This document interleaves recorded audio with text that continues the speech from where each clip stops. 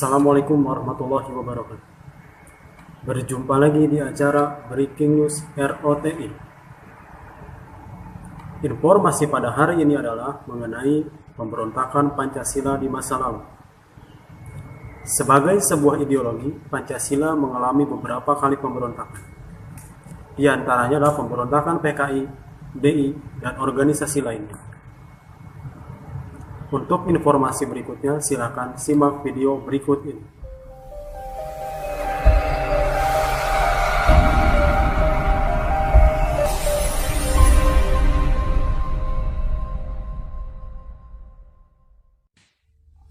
Penerapan Pancasila dari masa ke masa. Kedudukan Pancasila sebagai dasar negara dan pandangan hidup bangsa telah disepakati oleh seluruh bangsa Indonesia. Akan tetapi, dalam perwujudannya banyak sekali mengalami pasang surut. Bahkan sejarah bangsa kita telah mencatat bahwa pernah ada upaya untuk mengganti Pancasila sebagai dasar negara dan pandangan hidup bangsa dengan ideologi lainnya. Upaya ini dapat digagalkan oleh bangsa Indonesia sendiri. Meskipun demikian, tidak berarti ancaman terhadap Pancasila sebagai dasar negara sudah berakhir. Tantangan masa kini dan masa depan yang terjadi dalam perkembangan masyarakat Indonesia dan dunia internasional dapat menjadi ancaman bagi nilai-nilai Pancasila sebagai dasar negara dan pandangan hidup bangsa. Periode awal kemerdekaan 1945-1959.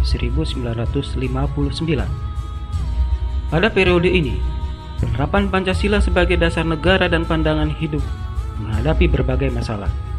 Ada upaya-upaya untuk mengganti Pancasila sebagai dasar negara dan penyimpangan terhadap nilai-nilai Pancasila. Upaya-upaya tersebut diantaranya pemberontakan Partai Komunis Indonesia (PKI) di Madiun pada tanggal 18 September 1948. Pemberontakan ini dipimpin oleh Musso. Tujuan utamanya adalah mendirikan negara Soviet Indonesia yang berideologi komunis. Dengan kata lain, pemberontakan tersebut akan mengganti Pancasila sebagai paham komunis. Pemberontakan ini pada akhirnya dapat digagalkan oleh Tentara Nasional Indonesia. Pemberontakan selanjutnya yaitu Darul Islam, Tentara Islam Indonesia yang dipimpin oleh Skarmaji Marijan Kartosuwiryo. Pemberontakan ini ditandai dengan didirikannya Negara Islam Indonesia atau NII oleh Kartosuwiryo pada tanggal 7 Agustus 1949. Tujuan utama didirikannya NII adalah untuk mengganti Pancasila sebagai dasar negara dengan syariat Islam. Akan tetapi, gerakannya bertentangan dengan nilai-nilai ajaran Islam yang sebenarnya. Mereka melakukan perusakan dan pembakaran rumah-rumah penduduk, pembongkaran jalan-jalan kereta api, perampasan harta benda milik penduduk, serta melakukan penganiayaan terhadap penduduk. Upaya penumpasan pemberontakan ini memakan waktu yang cukup lama, karena Kartosuwiryo bersama para pengikutnya baru bisa ditangkap pada tanggal 4 Juni 1962. Pemberontakan Republik Maluku Selatan atau RMS. Republik Maluku Selatan merupakan sebuah gerakan separatisme dipimpin oleh Christian Robert Stephen Smokil, bertujuan untuk membentuk negara sendiri yang didirikan pada tanggal 25 April 1950. Pulau-pulau terbesarnya adalah Seram, Ambon, dan Buru. Republik Maluku Selatan di Ambon dikalahkan oleh militer Indonesia pada bulan November 1950. Tetapi konflik di Seram masih berlanjut sampai Desember 1963. Kekalahan di Ambon berujung pada pengusiran pemerintah RMS ke Seram. Kemudian mendirikan pemerintahan dalam pengasingan di Belanda pada tahun 1966. Pemerintah Revolusioner Republik Indonesia (PRRI) atau Perjuangan Rakyat Semesta (Permesta) yang dipimpin oleh Syarifuddin Prawiranegara dan Bence Sumual tahun 1957 sampai dengan 1958 di Sumatera dan di Sulawesi. Gerakan ini merupakan bentuk koreksi untuk pemerintah pusat pada waktu itu yang dipimpin oleh Presiden Soekarno. Soekarno pada saat itu sudah tidak bisa lagi diberikan nasihat dalam menjalankan pemerintahan, sehingga terjadi ketimpangan sosial. Pemerintah pusat dianggap telah melanggar undang-undang, pemerintahan yang sentralistis, sehingga pembangunan di daerah menjadi terabaikan. dan menimbulkan ketidakadilan dalam pembangunan. Oleh karena itu, timbullah inisiatif dalam upaya memperbaiki pemerintahan di Indonesia. Pemberontakan Angkatan Perang Ratu Adil atau APRA. Angkatan Perang Ratu Adil merupakan milisi yang didirikan oleh Kapten KNIL Raymond Westerling pada tanggal 15 Januari 1949. Westerling memandang dirinya sebagai sang Ratu Adil yang diramalkan akan membebaskan rakyat Indonesia dari tirani. Westerling bersekongkol dengan Sultan Hamid II, berusaha untuk mempertahankan negara federasi yang dibentuk Belanda untuk melawan negara kesatuan Republik Indonesia yang dipimpin oleh Soekarno-Hatta. APRA telah melakukan serangan kudeta terhadap pemerintah Republik Indonesia pada tanggal 23 Januari 1950 dan berhasil menduduki wilayah Bandung serta berhasil menewaskan beberapa tokoh bangsa, di antaranya Menteri Pertahanan Sultan Hamengkubuwono IX dan Sekretaris Jenderal Ali Budiarjo. Namun kudeta yang dilakukan Westerling mengalami kegagalan, sehingga dia terpaksa melarikan diri ke Singapura. Hal tersebut mempercepat pembubaran Republik Indonesia Serikat dan kembali ke bentuk Negara Kesatuan Republik Indonesia pada tanggal 17 Agustus 1950. Perubahan bentuk negara dari Republik Indonesia Serikat menjadi Negara Kesatuan Republik Indonesia. Sedangkan konstitusi yang berlaku adalah Undang-Undang Dasar Sementara 1950. Dalam perjalanannya, berhasil melaksanakan pemilu pertama di Indonesia pada tahun 1955, yang selama itu dianggap paling demokratis. Tetapi anggota konstituante hasil pemilu tidak dapat menyusun undang-undang dasar seperti yang diharapkan. Hal ini menimbulkan krisis politik, ekonomi, dan keamanan yang menyebabkan pemerintah mengeluarkan Dekrit Presiden 1959. Dekrit tersebut dikenal dengan Dekrit 5 Juli 1959 yang berisi membubarkan Badan Konstituante, Undang-Undang Dasar tahun 1945 berlaku kembali, dan Undang-Undang Dasar Sementara tahun 1950 tidak berlaku. Serta segera akan dibentuk MPRS dan DPAS. Pada periode ini, dasar negara tetap Pancasila. Akan tetapi dalam penerapannya lebih diarahkan seperti ideologi liberal yang ternyata tidak menjamin stabilitas pemerintahan. Masa Orde Lama 1959 sampai dengan 1966. Pada periode ini dikenal sebagai periode demokrasi terpimpin. Demokrasi terpimpin merupakan sebuah sistem demokrasi yang seluruh keputusan dan pemikiran dalam pemerintahan negara berpusat pada pemimpin negara. Pemimpin negara saat itu adalah Presiden Soekarno. Demokrasi terpimpin dicetuskan oleh Presiden Soekarno karena banyaknya gerakan separatis yang menyebabkan ketidakstabilan negara. Tersendatnya pembangunan ekonomi karena sering terjadinya pergantian kabinet, sehingga program pembangunan yang dirancang oleh kabinet tidak berjalan secara utuh. Serta Badan Konstituante yang gagal menjalankan tugasnya untuk menyusun Undang-Undang Dasar. Oleh karena itu, Presiden Soekarno mengeluarkan Dekrit Presiden pada tanggal 5 Juli 1959. Walaupun konstitusi negara sudah kembali menjadi Undang-Undang Dasar Negara Republik Indonesia tahun 1945, namun pelaksanaannya masih terdapat penyimpangan terhadap Undang-Undang Negara Republik Indonesia tahun 1945. Beberapa penyimpangan terhadap Pancasila dan Undang-Undang Negara Republik Indonesia tahun 1945, di antaranya Presiden Soekarno ditetapkan sebagai presiden seumur hidup berdasarkan TAP MPRS nomor 20 1963 yang menyebabkan kekuasaan presiden semakin besar dan tidak terbatas. Kemudian presiden mengeluarkan penetapan Presiden nomor 3 1960 tanggal 5 Maret 1960 yang membubarkan DPR hasil pemilu 1955. Kemudian Presiden membentuk MPRS yang anggota-anggotanya terdiri atas anggota DPR GR, utusan daerah, dan utusan golongan yang semuanya diangkat serta diberhentikan oleh Presiden. Pada periode ini terjadi pemberontakan PKI tanggal 30 September 1965 yang dipimpin oleh Dipa Nusantara Aidit. Tujuan pemberontakan ini adalah menjadikan negara Indonesia sebagai negara komunis yang berkiblat ke negara Uni Soviet, serta mengganti Pancasila dengan paham komunis. Pemberontakan ini dapat digagalkan. Semua pelakunya berhasil ditangkap dan dijatuhi hukuman. Masa Orde Baru. Era demokrasi terpimpin di bawah pimpinan Presiden Soekarno mendapat tamparan yang keras ketika terjadinya peristiwa tanggal 30 September 1965 yang disinyalir didalangi oleh Partai Komunis Indonesia atau PKI. Pemberontakan PKI tersebut membawa akibat yang teramat fatal bagi partai itu sendiri, yaitu dibubarkannya PKI dengan seluruh organisasi di bawah naungannya dan dinyatakan sebagai organisasi terlarang di Indonesia. Begitu juga dengan Presiden Soekarno yang berkedudukan sebagai pimpinan besar revolusi dan Panglima Angkatan Perang Indonesia.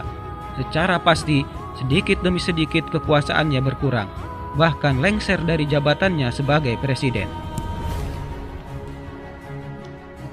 Hal tersebut terjadi dikeluarkannya pengumuman penyerahan kekuasaan pemerintah kepada Jenderal Soeharto sebagai pengemban ketetapan MPRS nomor 9/MPRS/1966 pada tanggal 20 Februari 1967.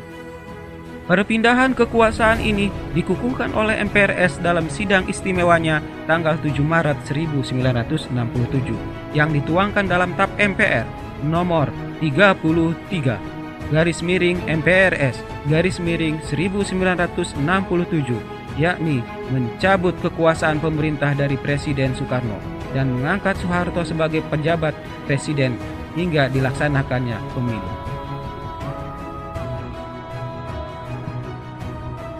Era baru dalam pemerintahan dimulai setelah melalui masa transisi yang singkat, yaitu antara tahun 1966-1968. Ketika Jenderal Soeharto dipilih menjadi Presiden Republik Indonesia, era tersebut kemudian dikenal sebagai Orde Baru dengan konsep demokrasi Pancasila. Visi utama pemerintahan Orde Baru ini adalah untuk melaksanakan Pancasila dan Undang-Undang Dasar Negara Republik Indonesia tahun 1945 secara murni dan konsekuen dalam setiap aspek kehidupan masyarakat Indonesia. Dengan visi tersebut, Orde Baru memberikan secerca harapan bagi rakyat Indonesia, terutama yang berkaitan dengan perubahan-perubahan politik dari yang bersifat otoriter pada masa demokrasi terpimpin di bawah Presiden Soekarno menjadi lebih demokratis. Harapan rakyat tersebut tentu saja ada dasarnya. Presiden Soeharto sebagai tokoh utama Orde Baru dipandang rakyat sebagai seorang yang mampu mengeluarkan bangsa ini dari keterpurukan. Hal ini dikarenakan beliau berhasil membubarkan PKI yang ketika itu dijadikan musuh utama negeri ini. Selain itu, beliau juga berhasil menciptakan stabilitas keamanan dalam negeri pasca pemberontakan PKI dalam waktu yang relatif singkat. Itulah beberapa alasan yang menjadi dasar kepercayaan rakyat terhadap pemerintahan Orde Baru di bawah Presiden Soeharto. Pada masa pemerintahan Orde Baru, pembangunan nasional dapat dilaksanakan secara bertahap dan berkesinambungan melalui rencana pembangunan 5 tahun atau Repelita dan program pembangunan yang tertuang di dalam garis-garis besar haluan negara atau GBHN. Hal tersebut menjadikan pembangunan nasional pesat di segala bidang kehidupan. Pada masa ini juga, lembaga kepresidenan merupakan pengontrol utama lembaga negara lainnya, baik yang bersifat suprastruktur atau DPR, MPR, DPA, BPK, dan MA, maupun yang bersifat infrastruktur seperti LSM, partai politik, dan sebagainya. Pada masa ini pula, kebebasan politik dibatasi dengan jumlah partai politik yang terbatas pada 3 partai saja, yaitu Partai Persatuan Pembangunan atau P3, Golongan Karya atau Golkar, dan Partai Demokrasi Indonesia atau PDI. Dibatasinya kebebasan pers dan kebebasan berpendapat terbukti dengan banyaknya kasus diberedelnya beberapa surat kabar atau majalah hingga dicabut surat izin penerbitannya. Beberapa aktivis politik yang menyuarakan aspirasinya dalam mengkritik kebijakan pemerintah beberapa lama kemudian diberitakan hilang atau ditangkap. Munculnya beberapa peristiwa pelanggaran hak asasi manusia seperti kasus Tanjung Priuk, kasus Marsina, kasus wartawan Udin dari harian Bernas Yogyakarta, dan lain-lain. Dari uraian di atas, kita bisa menggambarkan bahwa perwujudan nilai-nilai Pancasila secara murni dan konsekuen dalam kehidupan bernegara selalu mengalami pasang surut. Dalam pemerintahan Orde Baru juga terdapat kelebihan dan kelemahannya terhadap penerapan Pancasila maupun Undang-Undang Dasar Negara Republik Indonesia tahun 1945. Masa Reformasi 1998 sampai dengan sekarang. Pada masa Reformasi, penerapan Pancasila sebagai dasar negara terus menghadapi berbagai tantangan. Penerapan Pancasila tidak lagi dihadapkan pada ancaman pemberontakan yang ingin mengganti Pancasila dengan ideologi lain. Akan tetapi, lebih dihadapkan pada kondisi kehidupan masyarakat yang diwarnai oleh kehidupan yang serba bebas. Kebebasan yang mewarnai kehidupan masyarakat Indonesia saat ini meliputi berbagai macam bentuk, mulai dari kebebasan berbicara, berorganisasi, berekspresi, dan sebagainya. Kebebasan tersebut di satu sisi dapat memacu kreativitas masyarakat, tapi di sisi lain juga bisa mendatangkan dampak negatif yang merugikan bangsa Indonesia sendiri. Terdapat beberapa hal negatif yang timbul sebagai akibat penerapan konsep kebebasan yang tanpa batas, seperti munculnya pergaulan bebas, pola komunikasi yang tidak beretika, peredaran narkoba dan minuman keras, aksi anarkisme serta vandalisme, sehingga memicu terjadinya perpecahan dan penurunan moral. Tantangan lain dalam penerapan Pancasila di era reformasi adalah menurunnya rasa persatuan dan kesatuan di antara sesama warga bangsa saat ini. Hal ini ditandai dengan adanya konflik di beberapa daerah, tawuran antar pelajar, serta tindak kekerasan yang dijadikan sebagai alat untuk menyelesaikan masalah. Peristiwa-peristiwa tersebut dapat menimbulkan konflik antar warga dalam kehidupan masyarakat, seolah-olah wawasan kebangsaan yang dilandasi oleh nilai-nilai Pancasila yang lebih mengutamakan kerukunan telah berkurang dari kehidupan masyarakat Indonesia. Selain tantangan-tantangan tersebut, saat ini bangsa Indonesia sedang menghadapi pada perkembangan dunia yang sangat cepat dan mendasar.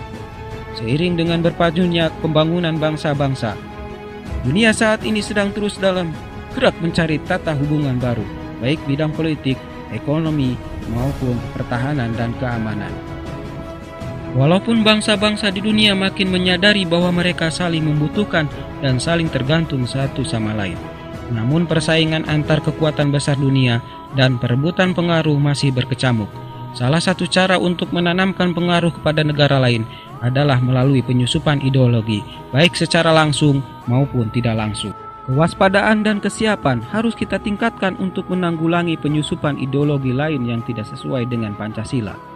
Hal ini lebih penting artinya karena sebagian besar bangsa kita termasuk masyarakat yang berkembang. Cita-cita bangsa dan negara Indonesia dalam mewujudkan masyarakat Indonesia yang adil dan makmur berdasarkan Pancasila, Undang-Undang Dasar Negara Republik Indonesia tahun 1945.